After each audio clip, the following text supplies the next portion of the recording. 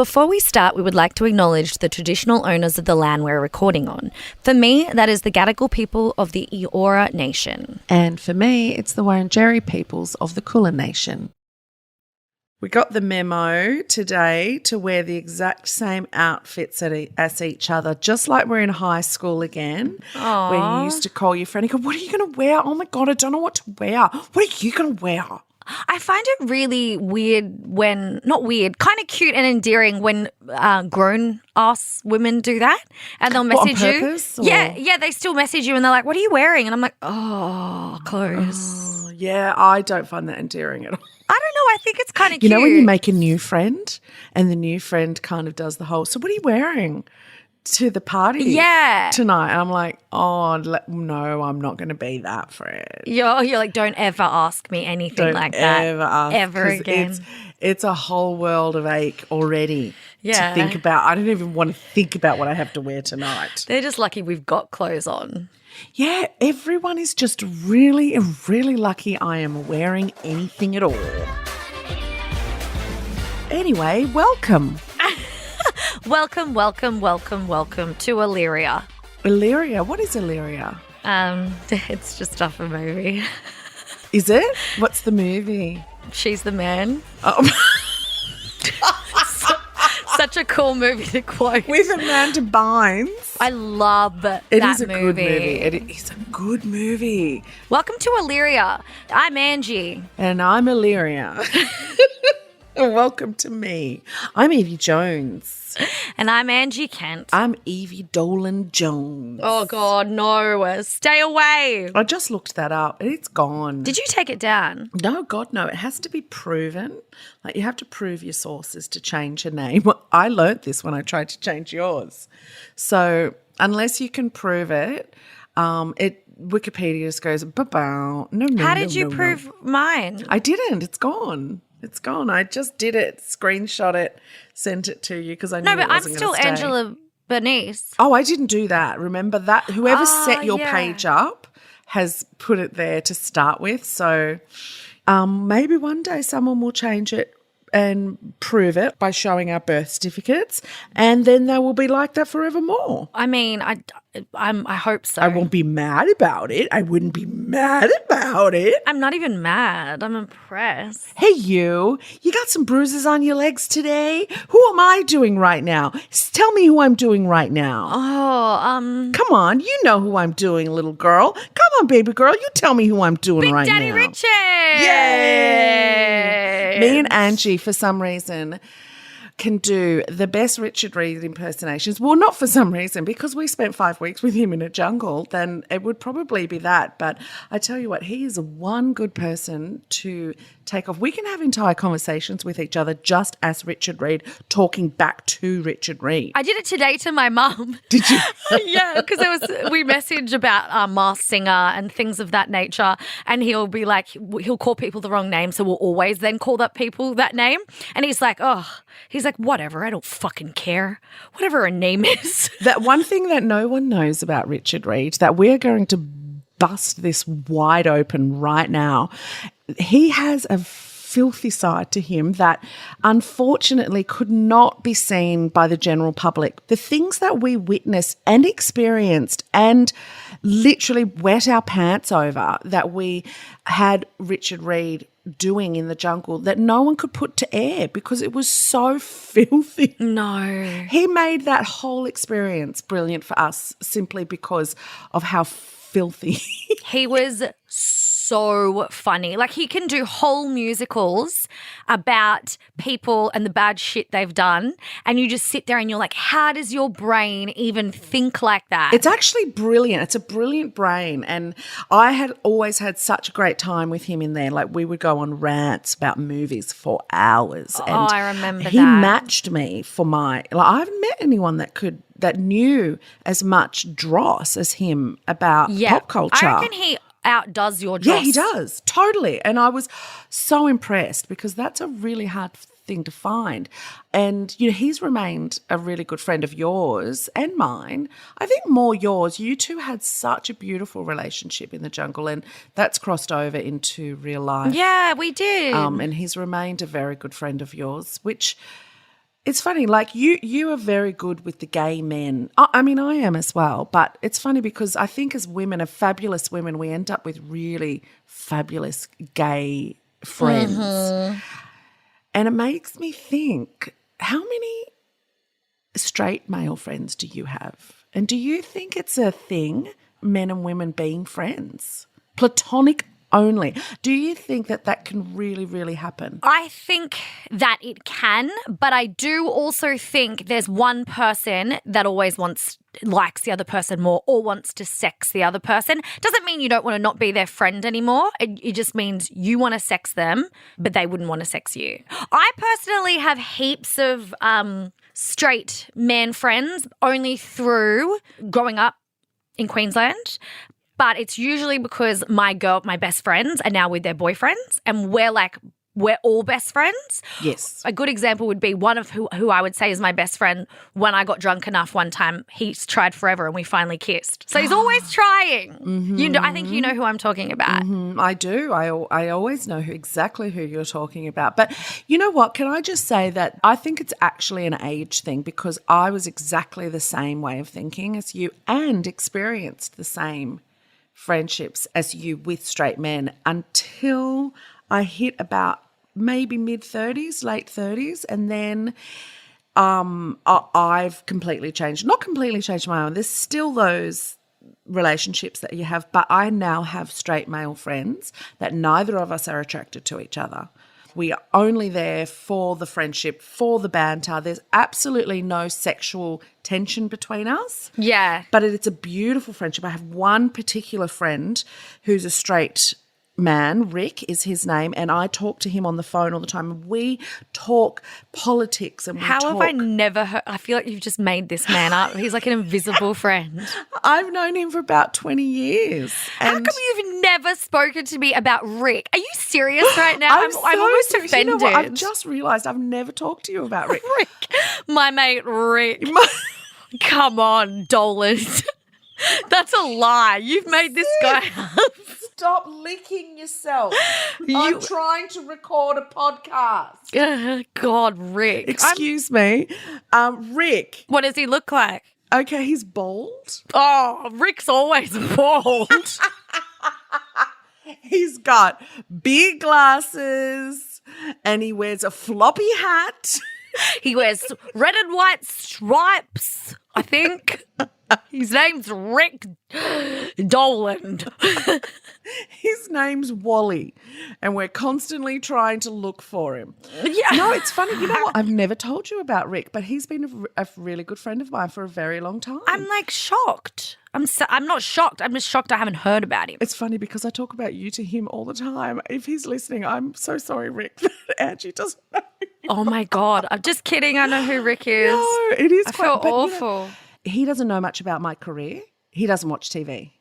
And he doesn't listen to radio. So he really doesn't know much about that side of my life. I've known him prior to being infamous. Infamous. I kind of like those friendships. Most of my friendships, to be fair, have no idea what I do. I don't know if it's a lack of like, I don't give a shit, or they just never know what I'm doing back there. But most of my friends have no idea what I'm doing ever. Even you and I don't know what we're doing half the time because we don't. No. We're just not interested in talking shop. We don't want to. We just want to talk the good stuff. We have so much to talk about that it's never that good, but we think it's good. It's endless. Well, we do. We love it. And it doesn't stop our Dross. It's our sweet spot. Dross is our sweet spot. Anyway, I digress. I think there's also not just an age difference in thinking. It's a male-female thing. There's a lot of men who simply can't be friends with females. They do not look at us as anything but sexual objects. And if they're not someone that they can have sex with, they don't really care for us. That's sad. And it's funny also, there's times when, men are not nice to you if you're not good looking. You're just simply, not worth being spoken to or being interested in as anything. You can see them gloss over. Yeah. I feel like remember I messaged you the other week about walking into a room and instantly I have more of a nervous reaction, protection mode against a group of men as I would a group of women. And I don't know if that's just from past conditioning, women always having to kind of not be fearful, but not knowing what sort of ego is going to come at you if you're going to be looked down on, the fear of being rejected even in a friendship circle. I got that really badly at first until my body gets to find and feel, and most of the men that I had thought were going to be quite, overwhelming were so beautiful and just as frightened or intimidated as I was. But because of them being men, all the jobs that they did, I was just like, oh God, are they just going to put me down? Are they just going to intimidate me? And I think that's a default setting for a lot of women. Well, it is, unfortunately, we haven't made that up. Unfortunately, men can be quite frightening. I watched a TikTok actually about that exact thing. A guy was talking, he was so clearly upset. He was talking about how he just left the gym and he was walking at the same time out as a woman, and she was maybe 2 feet in front of him. She kept looking back at him, and he was walking to his car, which turned out to be next to her car. And she was like really scared. Wow. And he got so upset that he was like, I've never, ever had anyone be like that with me. He goes, I'm the nicest guy you'll ever meet. He goes, but to think that women have that innate fear of us. He said that, she was ready to run. Yeah. Isn't that sad? It broke his heart. And I'm like, yeah, welcome. Unfortunately, welcome to our reality. And instead of him being like, oh, what's wrong with her overreacting, he put himself and thinking, why did she do that? Yes. Why? And what has happened? What has happened? Yeah. Not even just to her, someone she knows or someone she's read about. Oh, we're always told to be frightened or carry. Like, there was a thing I read somewhere. It's like, have you done, 8 out of 10 of these things? It's like, hold the key when you get closer. Check behind you. Like, oh, there was a bunch. Don't put music on loud. Yes. Try not to go out at night on your own in the street. Like, don't walk in the street on your own. We do. We all do. And it's frightening. Men would never even give it a second thought and then you see these men who are being shown it for the first time and they're like, what? Yeah. Oh, no, or they're like, oh, I wouldn't do that. Yes. Yeah. The defensive ones, and there are defensive ones, and then there's just absolutely lovely ones who are empathic and, sympathetic and just go, wow, I had no idea, because they put themselves in those shoes, or they think about women as humans, not, as something less than.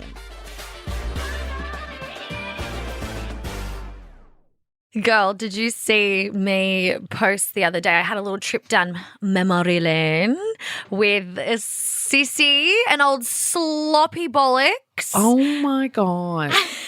It was so cute. And then obviously the dress up one, and there was Baked Bean where I'm wrangling him in. And then the quote that Baked Bean sitting there like that. He never thought anything was weird, did he? No, he was just like, I don't care, as long as I'm close to you, as long as I'm near humans, you could swing naked off the Empire State Building and I wouldn't give a shit.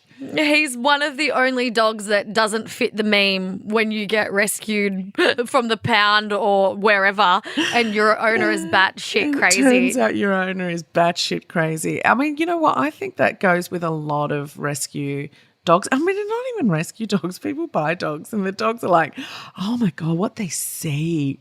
They're in there while you're shitting. They're in there while you're showering. They're in there while you're looking at things. Oh my God. If our dogs could talk, so when Yvie and I lived together with Tom, which we'll speak about another time, we lived in Stanmore in a house with a man called Tom, and we rescued we had a wall, remember, like a shrine we did. To our rescue dogs. We went way over 35. I think we were close to 40 dogs. No, I thought remember we counted one time and I swear we got up to 100. Did we? There was so many. I think you forget about all the little ones that would come and go. Yeah, like the overnight ones. Yeah, there's a lot. We had like 100 or something. Not at once, obviously. No. At one time we once had 8. That was a lot. I think 8 is a little, 8 is a much. I think I may have overcommitted. I overcommitted. I probably could have had 5. But we couldn't say no. There was an influx at the time. We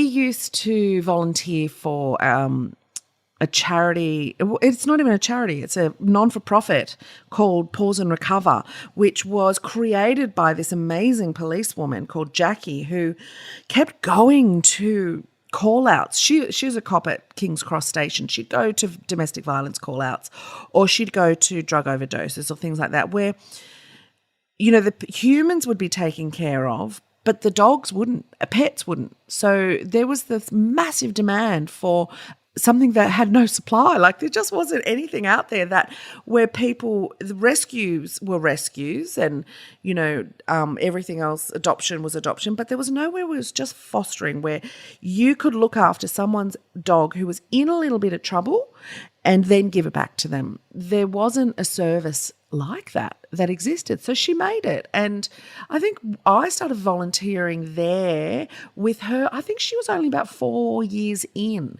when I moved in with Tom and found out that he liked dogs. We lived in a house and I was like, oh, you like dogs? I like dogs. And then we started fostering dogs. No, you moved in and we started fostering dogs really quickly. Like our very first one, Charlie Bear, was just after you first moved in. So it was brilliant. And I would dress him up in a little girl's clothes, even though he was a little boy, because we would think our dogs could be whoever they wanted to be. But yeah, we had Charlie was our very first one, who ended up going to my dad as an adoption to my mum and dad, and only just died last year. So we palmed 2 off to your dad, Rocky and Charlie. We're like, we've got these dogs we've had for about 6 months and they ain't going nowhere. Do you want them? And we would just thrust these dogs onto people and they loved them. Yeah, we were the ones that couldn't go back. Like because of jail or mental health, or they didn't have the money. And we ended up spending, a lot of people think that you're getting paid by these people to look after these dogs, but we would spend all our money on food. Sometimes Yvie would be spending hundreds and hundreds of dollars on vet bills. Yeah. Because we didn't have the donations. No, that's right. We're volunteers. They're non-for-profit. It was a given to me. You just spend whatever you can to help a dog's life. But something I have not told a lot of people, the reason that I even have the absolute, people know how obsessed I am with dogs. And it's a well-known thing, anyone that follows my Instagram just knows. Wall-to-wall dogs. But you know how that came to be? I'm sure I've told you before, but I've never ever said it publicly. I grew up in quite a violent house, and my father was the violent one, and he would be quite abusive to my brother and I. And my brother would then be abusive to me because I was younger, and I would be abusive to the dog. Yeah, I remember this. I never thought of that until I was an adult, and then I remembered it, and I was still to this day mortified. Like it breaks me to even go to those memories of what happened to me, what happened to that dog. I remember thinking, I will do whatever it takes to save as many dogs' lives. Not that I took any dogs' lives. No. But just the thought of smacking a dog the way I would be smacked, because that's all I knew. When you were stressed and you were angry with the world, you hit that, in such an innocent soul would cop that in any way. I vowed right then and then to do whatever I could for the rest of my life to dedicate it to making these beings, these things that make us feel so incredible. The love. I know so many people in you, Ange, listening to this right now. What have your pets done for you? Yeah. How much love have you ever felt from a human? What you have felt from Cassie or Ruby. or Stella or all of the dogs, Sissy, when she sees you. It's unconditional. There's nothing. It is the most unconditional love I've ever felt in my entire life. And I swear to God, they have saved my life so many times. And it's, people think I'm crazy because I go to a park and I can't stop wanting to hug every single dog in there. I know. And some people them. are just into one dog or one type of dog. I'm like, no, I've got to touch as many as I can. Isn't that so true, though, you saying that, is that dogs aren't just dogs to people who really love dogs. They are your source of love that you may have never received as a child or as an adult, and that it's unconditional. And humans judge you or have bad moods where dogs just love you. And I remember you coming home, remember when I had really bad depression or whatever it was, I can't remember, and you held Tiny and you just opened the door, and I didn't come out of my room for a few days because I was really bad, and then you just put this tiny little dog on my bed. And we often said that these dogs, we didn't rescue these dogs, they rescued us, because people were like, how do you afford that, or how do you give them back? It's like, I'd rather have them any day of the week than never have them at all. Exactly. Because they helped me more than I helped them. And you see that in homeless people, who are on the street with these dogs, and they are keeping them alive. They're literally keeping them alive with warmth, with unconditional love, and keeping their sanity going. They are. It gives you a purpose. It does. It gives you something to get up for if you're feeling down, to look after, something that loves you so much. We love dogs. Oh, dogs. We love dogs so much. Ew. Look how much we talk about dogs. We're so weird. This is why we don't have partners. We don't need partners. We've got dogs and each other. Dogs. We've always said that. We were like, we've got each other and so much love. The love between the two of us and the love between these dogs is like, sometimes I'm like, too much love. I'm being overwhelmed by all the love. It hurts me. It hurts. I'm drowning in love. All right. So that's it. That's it. That was a good ep. It was, you know what? Good talk. Good talk. Good times. Good talk. Yep. But thanks for listening to us. Please head to Apple Podcasts and rate and review the show, or anywhere that you watch, listen, learn about your podcast. You can also get in touch with us directly by emailing the podcast at twoGirls@novaentertainment.com.au. Ayo, as Lady Julia once said 1,000 times, ayo. But yeah, don't forget to follow us and Nova Podcast officials on the Instagrams, and we will be back for another episode next week. Oh yeah, we'll see you next week. Go. Yeah!